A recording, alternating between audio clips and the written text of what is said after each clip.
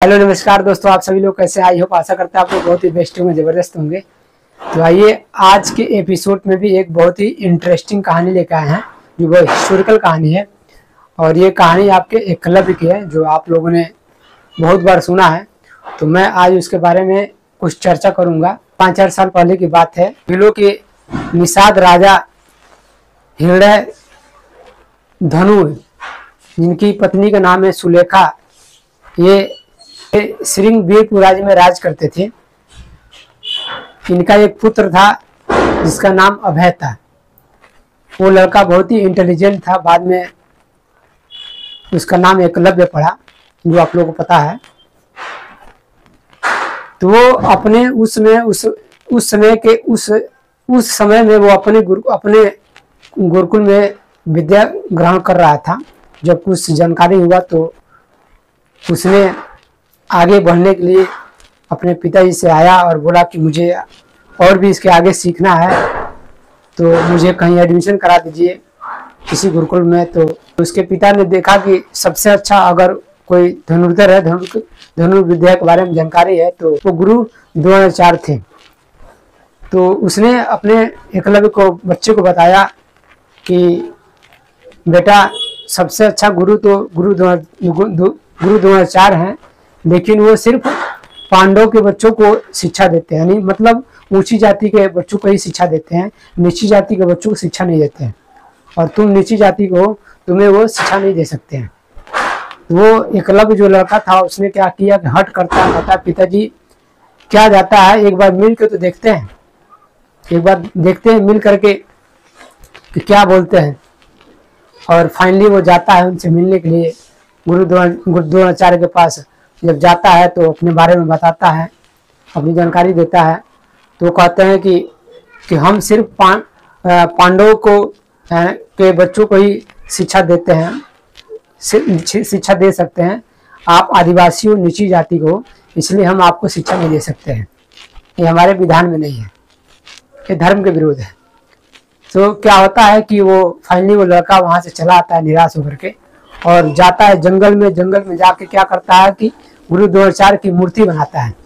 और मूर्ति बना करके उनकी मूर्ति के सामने सेल्फ प्रैक्टिस करता है। और इतनी प्रैक्टिस करता है, वो धनुर्विद्या में महारत हासिल कर लेता है। जब महारत हासिल कर लेता है तो एक दिन की बात है कि वो प्रैक्टिस कर रहा था, जिस जंगल में वो प्रैक्टिस कर रहा था, उसी जंगल से गुरु द्रोणाचार्य अपने शिष्यों के साथ गुजर रहे थे। जब गुजर रहे थे तो उनके साथ एक कुत्ता भी था। तो कुत्ता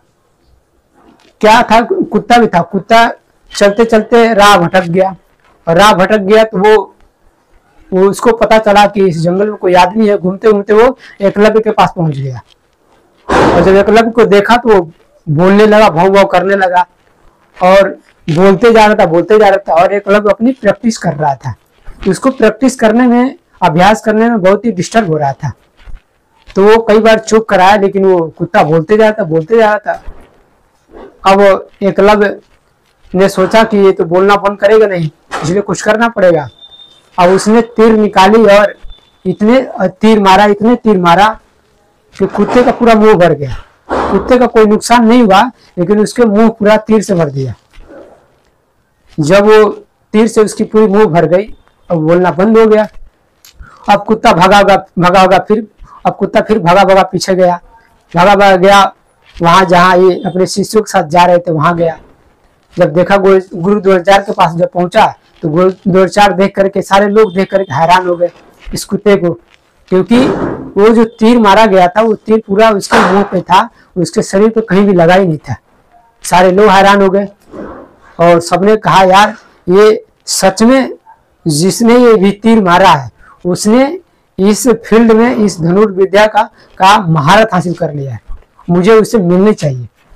और फाइनली वो सब एकलव्य को खोजने लगे, और पूरे जंगल में खोजने लगे। खोजते फाइनली वो एकलव्य के पास पहुंचे। जब एकलव्य के पास पहुंचे तो देखा, उनसे उसके बारे में पूछा द्रोणाचार्य ने, तो उसने बताया अपने बारे में सारी चीजें, और कहा कि हमारे गुरु कोई और नहीं, आप ही हमारे गुरु हैं। मैंने आपको गुरु अपना मान कर, जब आपने विद्या देने से मना कर दिया, सिखाने में मना कर दिया, तो तो मैं वहां से आया यहाँ पे और आपकी मूर्ति बनाई, और मूर्ति बना के उस सामने मैंने प्रैक्टिस करना चालू किया, और आज मैंने ये सारी चीजें सीखा, आपके वजह से सीखा है। तो गुरु दौलचांद ने कहा कि आपने जो हमारी मूर्ति बनाई है वो कहाँ है, मुझे दिखाओ थोड़ा जरा। तो ले आके खुशी से दिखाता है। जब दिखाता है तो फिर गुरु दौलचांद मन ही मन सोचते हैं कि मैंने किसी को वचन दिया है कि दुनिया का सबसे बड़ा धनुर्धर बनाऊंगा। वो वचन दिए थे अर्जुन को। अगर ये अब सामने और धनुर्धर सबसे बड़ा, दुनिया का सबसे बड़ा धनुर्धर ये बन गया, तो उसने सोचा कि ये नीची जाति का है, अगर ये धनुर्धर बन गया तो फिर मेरा वचन दिया हुआ वचन असत्य हो जाएगा, तो इसलिए मुझे कुछ करना होगा। तो उसने क्या किया कि छल कपट करके उसने क्या किया कि उस एकलव्य का अंगूठा कटवा दिया, ताकि ना अंगूठा रहेगा ना ये नीची जाति का दुनिया का सबसे बड़ा धनुर्धर कहलाएगा। अगर उसका अंगूठा नहीं कटा होता तो दुनिया का सबसे बड़ा धनुर्धर कहलाता है। आज इतिहास के पन्नों में पढ़ाया था, लेकिन इन पाखंडियों ने चुपके से छल कपट करके उस एकलव्य का अंगूठा कटवा लिया। और उसके बाद भी वो समझिए कि वो लड़ाई करता रहा। उसके बाद भी वो चार आंगुल से ही तीर चलाता था, और उसके बाद भी वो अपनी बहुत बड़ी राज विस्तार किया, और उसके बाद भी बहुत बड़ी लड़ाई लड़ी, और सिर्फ 4 उंगलियों के बल पे ही वो तीर चलाता था। इसके पीछे भी, इसके बाद भी बहुत बड़ी कहानी है। तो फाइनली आई होप को ये कहानी आप लोग समझ में आया होगा। ये सारी कहानी है। तो ये होता रहा है कि आज भी आपने देखा होगा कि आज भी, उस समय तो गुरु दौलचांद नाम का गुरु दौलचांद थे, गुरुकुल में जो शिष्यों का अंगूठा काटते थे, नीची जाति के लड़कों का अंगूठा काटते थे, जो विद्वान होता था, ज्ञानी होता था। लेकिन आज तो हर यूनिवर्सिटी कॉलेज में ये दौलचांद बैठे हुए हैं, जो अपने समाज के, बहुजन समाज के जितने लड़के हैं पढ़ने वाले, जब पढ़ करके जब अच्छे नंबरों से पास होते हैं तो उनका क्या करते हैं, मेरिट कार्ड का नंबर काट करके बाहर कर दिया जाता है, उनको बाहर करके फेल कर दिया जाता है। कहीं कहीं उसको ना पास होने देते हैं ना ही फेल होने देते हैं, बीच में ही छोड़ देते हैं। हर जगह ये दौलचांद बैठे, हर यूनिवर्सिटी कॉलेज में बैठे हैं, जो बहुजन समाज के लड़कों को समझिए कि नंबर काट करके उन्हें फेल कर रहे हैं, बाहर कर रहे हैं। तो आई होप आप लोग को मेरी बात समझ में आ गई होगी, और फिर मिलते हैं अगले एपिसोड में। तब तक ले आप लोग चैनल बने रहिए, चैनल को लाइक और सब्सक्राइब जरूर करिए।